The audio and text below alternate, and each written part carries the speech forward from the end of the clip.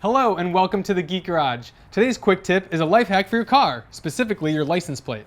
But before we hit the road, turn your time circuits on, hit that subscribe button, and let's get started.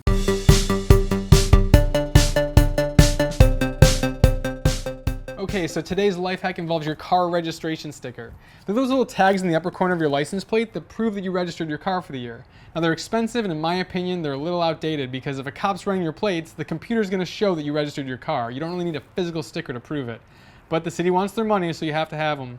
And unfortunately, there's some shady people out there that go around stealing them. So what I'm going to teach you today is a preventative measure to make sure yours doesn't get stolen.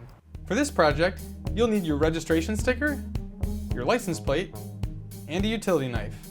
Now you'll want to start with a clean surface, so remove any old stickers and clean off any dirt or residue that's built up on the plate. Now the genius of this hack is how simple it is. All you have to do is peel off your new sticker, apply it to the license plate, and then what you're going to do is you're going to score lines diagonally across the plate, creating a little chain link fence pattern.